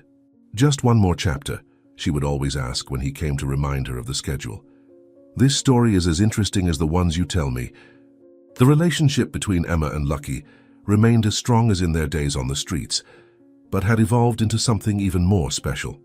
The dog, now well cared for and healthy, maintained his protective nature, but had developed a surprising gentleness with the other children who visited the mansion, Emma's schoolmates whom she could finally invite over to play. "He knows we're safe here," she explained to her friends as Lucky received affection from everyone. "But he's still the best bodyguard in the world." Charles had transformed one of the mansion's empty rooms into a special study room for Emma. The walls were covered with world maps and educational charts. A modern internet-connected TV was installed for online classes, and a lab table was set up for her science experiments. It was there that she spent most of her free time, developing school projects that often gained prominence at science fairs. "When you graduate in medicine," Charles joked, "you'll have to build an entire hospital just for your experiments." Family meals had become sacred moments of sharing and joy. Carmen, the housekeeper, outdid herself preparing nutritious and delicious dishes, always considering the new tastes Emma discovered every day. Even Lucky had his special place in the dining room, with a bowl of fresh water and premium food always available. "I never thought I'd have a real family one day," Emma confided one night during dinner, making Charles's eyes fill with tears. The nightmares about life on the streets, which initially disturbed Emma's sleep, gradually diminished, replaced by colorful dreams about her bright future. On the rare nights when she still woke up frightened, she found immediate comfort in Lucky's soft fur and Charles's constant presence, who always appeared in her room seconds later, as if he had a sixth sense for her needs. "We're here with you," he whispered, hugging her. "We'll always be." Emma's birthday was approaching and Charles was planning a special surprise. Secretly, he had initiated the official adoption process, preparing all the necessary documents for her to legally become his daughter.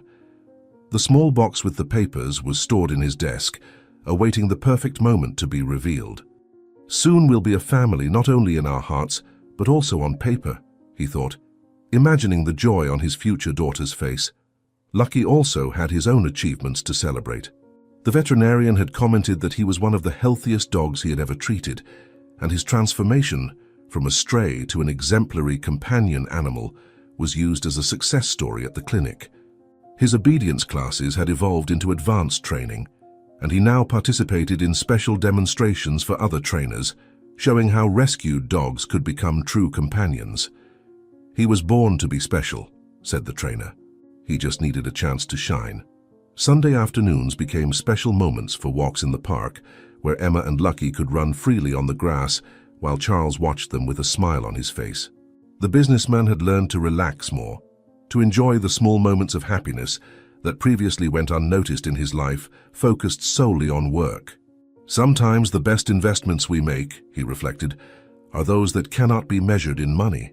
The mansion's library remained Emma's favorite refuge for studying, but now the ancient bookshelves held a growing collection of children's and young adult books, carefully selected to fuel her imagination. Charles had hired a private librarian to organize the collection and assist her with her school research. "One day," she declared with conviction as she organized her favorite books, "I'll write my own story, and it will have a happy ending just like ours." The big day finally arrived. The mansion was decorated with colorful balloons and ribbons, and a majestic cake occupied the center of the main table. It was Emma's first birthday since she had arrived at the house, and Charles had prepared a special celebration. The garden was filled with children, schoolmates who were now true friends, and Lucky circulated among them like an attentive host, receiving affection and distributing affectionate licks. "I never imagined I'd have a party like this," Emma whispered to her faithful friend, adjusting the blue bow he wore especially for the occasion. Before cutting the cake, Charles asked for everyone's attention. His heart was beating fast as he held the small box he had kept in his desk for weeks. Emma watched him curiously, her eyes shining with expectation. With an emotional smile, he knelt before her, opening the box to reveal the finalized adoption papers. "Emma," his voice trembled slightly, "would you give me the honor of officially becoming my daughter?" The outburst of joy that followed was indescribable.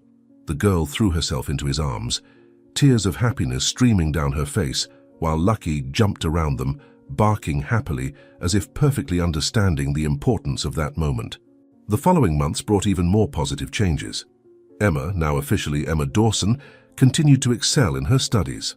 Her latest report card had been a source of special pride, top grades in all subjects, and a special comment from her teacher about her science project exploring ways to help stray animals. "Do you think when I become a doctor," she asked her father during dinner, "I can have a clinic that treats people and animals at the same time?" Charles smiled, recognizing in her the same determination that had led him to success. Lucky also had his moments of glory. The dog who once lived on the streets was now a constant presence at charity events, where his story inspired others to adopt abandoned animals. His exemplary behavior and special connection with Emma were living proof that love and trust could transform lives. During one of those occasions, an elderly lady approached Charles with tears in her eyes. "Your family is proof that life's greatest treasures are sometimes found in the most unexpected places." Nights at the mansion now had a new tradition. After dinner, Emma, Charles, and Lucky would gather in the library, where they shared stories and dreams. The girl had begun writing her own book, narrating her adventures from her street days to her new life. "I want other children to know," she explained, as she showed her father the first chapters, "that there is always hope, no matter how difficult life seems. Charles's business success continued, but now it had a greater purpose. He had created a foundation in Emma's name, dedicated to helping street children and abandoned animals. The pilot project was already up and running, offering shelter, education, and free veterinary care. "You didn't just save my life," he told his daughter at the inauguration of the first shelter. "You taught me the true meaning of family." The weekends at the mansion had turned into moments of pure joy. The garden, always impeccably maintained, now had a special area where Lucky trained with other rescued dogs, helping them adapt to their new life. Emma proudly watched the training sessions, taking notes in her notebook about each animal's behavior. "Every dog has its own story," she would explain to visitors, "just like every person has their own." Emma's room continued to evolve with her. The walls now displayed not only her drawings, but also medals and certificates earned at school.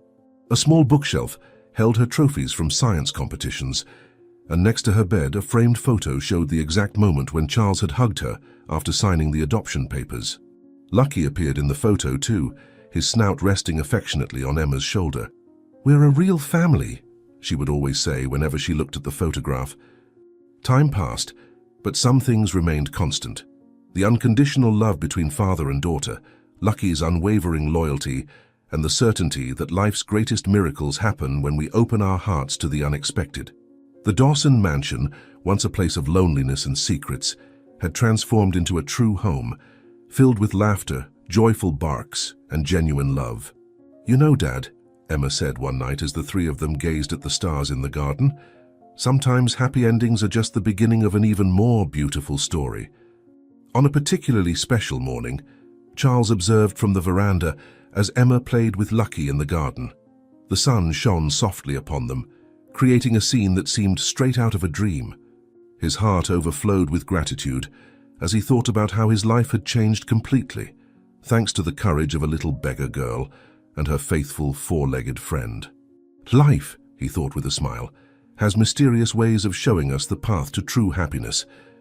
The relentless sun of the United States punished the small kennel on the outskirts of the city, where Abigail and Harriet now spent their days. The contrast could not be greater, from the fine porcelain and Persian rugs of the Dawson mansion to the harsh concrete floor and rusty bars. The scandal of the failed wedding had spread like wildfire throughout the city, their photos plastered across newspapers and magazines, instantly transforming them into social pariahs. "Another rejected resume," Abigail muttered, crumpling the rejection letter in her now calloused hands. "That's the 12th one this month." The kennel was a simple and poorly maintained complex, with long rows of individual kennels housing dozens of dogs. The strong odor of cheap disinfectant mixed with other less pleasant smells permeated the air, causing Harriet to constantly wrinkle her nose, a gesture she still maintained from her days as a refined governess. Their clothes, once impeccably pressed and made of fine fabrics, had been reduced to faded and stained uniforms. "I never thought we'd end up like this," she sighed, observing her broken nails as she pushed a dirty shovel. From governess of the city's most luxurious mansion to this.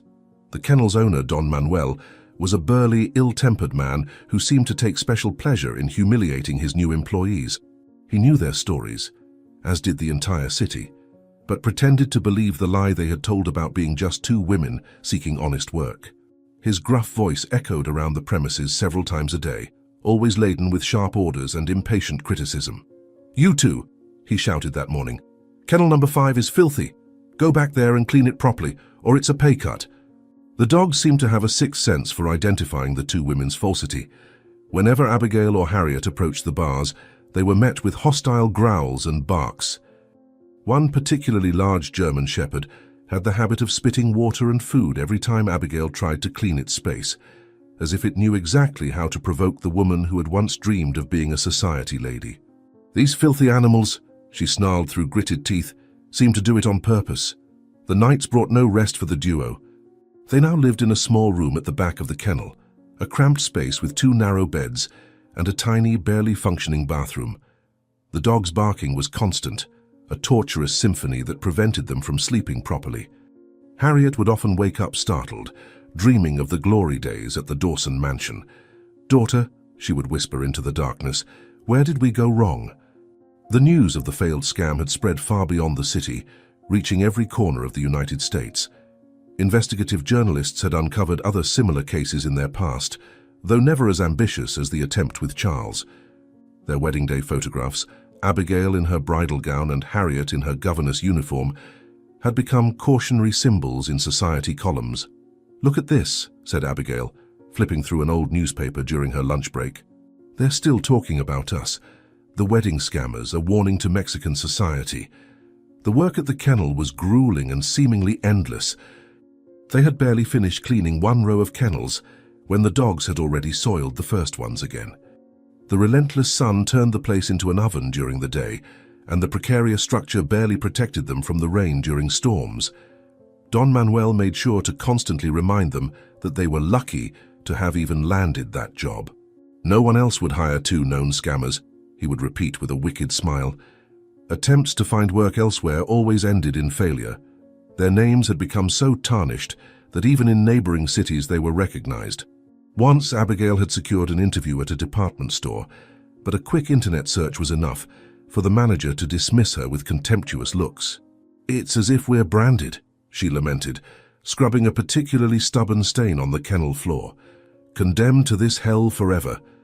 Weekends, once devoted to social events and shopping at exclusive boutiques, were now filled with even more degrading tasks at the kennel.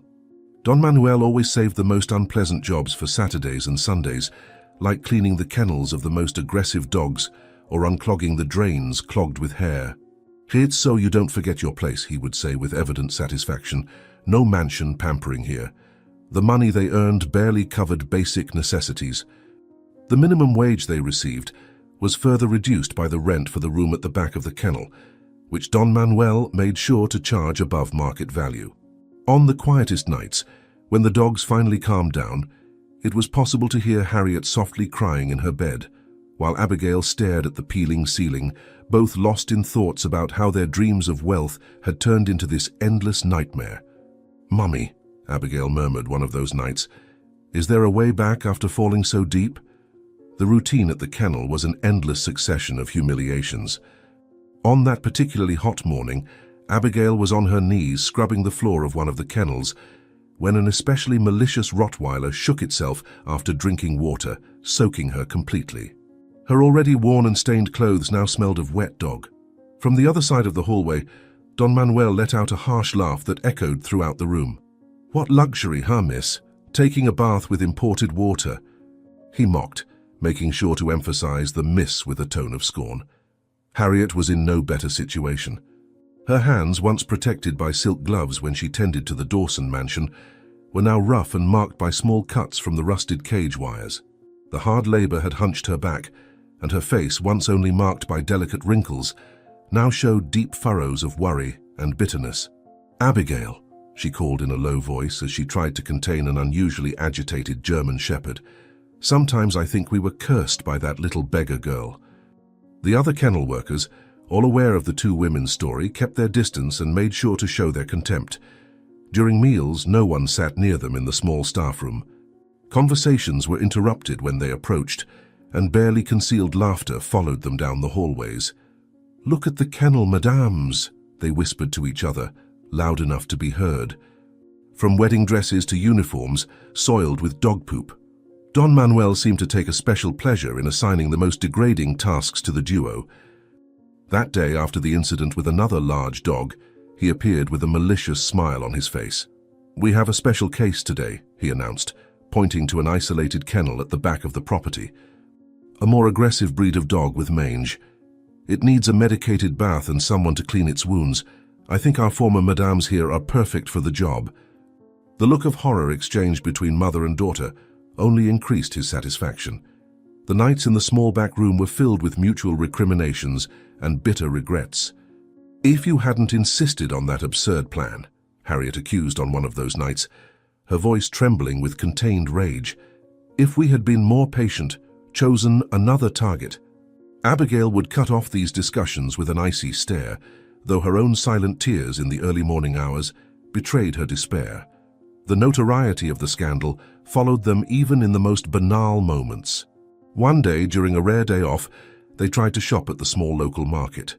The owner, recognizing them immediately, made sure to follow them down every aisle, as if they were common thieves.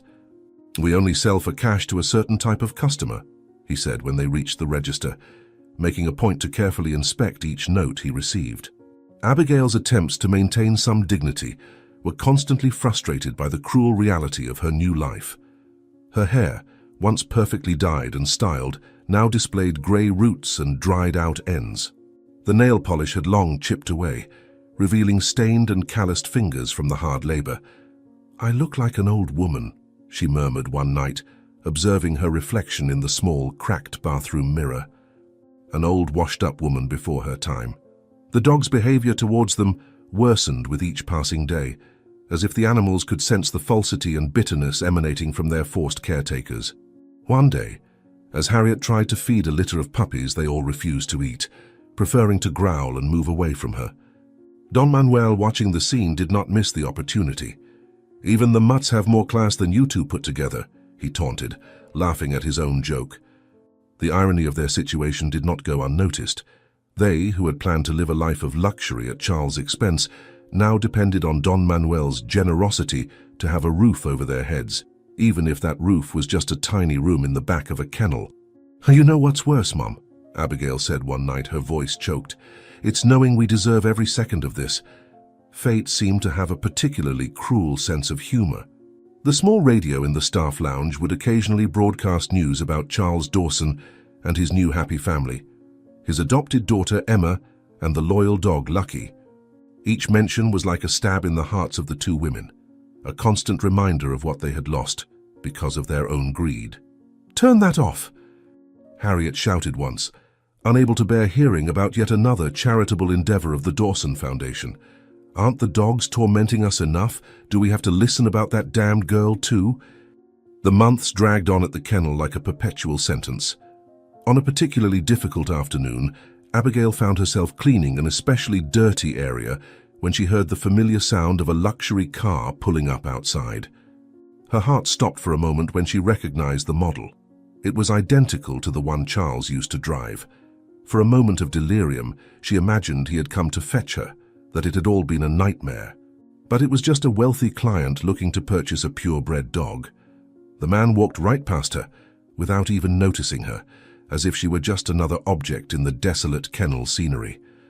Harriet's physical decline accelerated visibly. The hard labor and sleepless nights had taken their toll. Her once delicate, well-manicured hands now trembled constantly, covered in calluses and small cuts that never fully healed. During a particularly exhausting afternoon, she fainted while carrying a bag of dog food. Instead of showing concern, Don Manuel merely shouted from his office, "If you can't handle the work, there's a line of people wanting your job. Even the dogs work harder than you two." The few possessions they had managed to bring from the mansion, some jewelry and fine clothes, were sold off one by one to cover basic expenses. Each piece represented a memory of their former life, and each sale was like ripping out a piece of their dreams. One day, Abigail found her mother crying silently over the last pair of gold earrings they had left. "Remember when you got these for your 15th birthday?" Harriet sobbed. "Now we can't even keep those." The next day, the earrings were sold to pay an overdue pharmacy bill. The kennel dog seemed to have developed a special delight in tormenting the two women.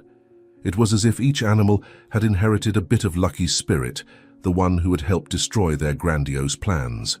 One day during the kennel cleaning, an entire pack of dogs started barking in unison as soon as Abigail approached, creating a deafening cacophony that only stopped when she moved away. "Even they know who you are," Don Manuel taunted, watching the scene with evident satisfaction. Abigail's transformation was the most dramatic. The young woman who had once dreamed of being the lady of the Dawson mansion now barely recognized herself in the mirror. Her once silky, well-tended hair had lost all its luster, tied in a messy bun to keep it from getting even dirtier during work. Her clothes, even the simplest ones, were always stained and smelled of kennel, no matter how many times they were washed. "It's as if the stench of our misery has seeped into our very skin," she bitterly commented one night. The tiny room at the back of the kennel was their only refuge, although they found no true peace even there. The thin walls did not block out the constant barking, and the smell of the animals seeped in through every crack. One night, during a heavy storm, the roof began to leak, forcing them to stay awake for hours, moving buckets to catch the dripping water. "Do you remember when we complained about the noise from the fountain in the mansion's garden?" Harriet asked, her voice heavy with regret. How foolish we were. Loneliness was perhaps the cruelest aspect of their new life. No one visited them. No one sought them out. The few friends from their luxurious days had vanished completely, and the other kennel workers treated them like pariahs. On the rare occasions they needed to go to town, they were received with looks of contempt and barely disguised whispers. "Look," people would murmur, "those are the ones from the marriage scam. How they have fallen." The future, which had once seemed so bright and promising, now stretched before them like an endless road of misery and regret. There was no prospect of change, no hope of redemption. Each day was simply a repetition of the one before. Waking before sunrise, cleaning kennels, feeding dogs, enduring humiliations, sleeping exhausted only to start it all over again the next day. "It's our perpetual prison," Abigail reflected one night, watching the moon through the small window of the room. "And we built the bars ourselves." Life had become a bitter lesson on the consequences of greed and lies. The two women who had once dreamed of conquering Mexican high society now found themselves at the lowest rung of the social ladder, caring for the very animals they had once despised. The sound of barking, the persistent smell, the hard labor, and the daily humiliations were their constant punishment, a perpetual reminder of how their grand plans had turned into their own downfall. Don Manuel made sure to remind them of their situation daily. "Do you know why I keep you two here?" he asked one day, his malicious smile revealing the pleasure he took in his cruelty. "Because seeing you clean up after my dogs is the best proof that divine justice exists. Every day you spend here is another day of vengeance for all the people you deceived." Harriet and Abigail could only lower their heads, knowing he was right. This was their fate now, their punishment for all the wickedness they had planned and executed over the years. The final irony of their destiny was that even if they wanted to leave the kennel, they had nowhere to go. The outside world had completely rejected them, and even this humiliating work was better than utter destitution on the streets. On her sleepless nights, Abigail sometimes found herself thinking of little Emma and how she had mocked her for her life on the streets. Now she herself was only a few steps away from that reality, protected solely by the degrading work she so despised. The routine at the kennel had become their prison, but also their only refuge. The days blurred into one another in an endless cycle of demeaning tasks and humiliations. The mornings began with the barking of the dogs, their involuntary alarm clock, and ended with the same canine chorus, as if the animals were celebrating another day of their punishment. The smell of the kennels had become so deeply ingrained in their clothes and skin that they could no longer detect any other scent. Don Manuel made sure to constantly remind them of their paradoxical fate. "You should thank me on your knees," he would often say, his smile revealing tobacco-stained teeth. "Who else would give jobs to two famous con artists? Here at least you have a roof and food, even if it's in the company of the dogs you once despised." Each word was like a knife twisting in a wound that never healed. Attempts to find other work had become increasingly humiliating and fruitless. Once, Abigail had secured an interview at a small clothing store in a neighboring town. For a moment, she believed she could start over until the shop owner recognized her face from an old news report. "We don't hire your kind," the woman said, her tone making it clear that your kind meant something far worse than just con artist. In her darkest moments of despair, Harriet tried to find solace in religion. She had started attending the small chapel near the kennel, always at the emptiest time to avoid accusatory glances. Her prayers, however, seemed as hollow as her old promises of loyalty to Charles. "God has abandoned us," she would say bitterly. Or perhaps he was never truly with us, since our hearts were so black. The worst was observing how the years of hard work had affected their bodies. Abigail's hands, once a symbol of elegance with her nails always perfectly manicured, were now calloused and rough, with broken nails and inflamed cuticles. Harriet's face had aged decades in just a few years, marked by deep wrinkles of worry and regret. Her back, bent from the constant cleaning work, seemed to carry not only the physical weight of the tasks, but also the burden of all her wrong choices.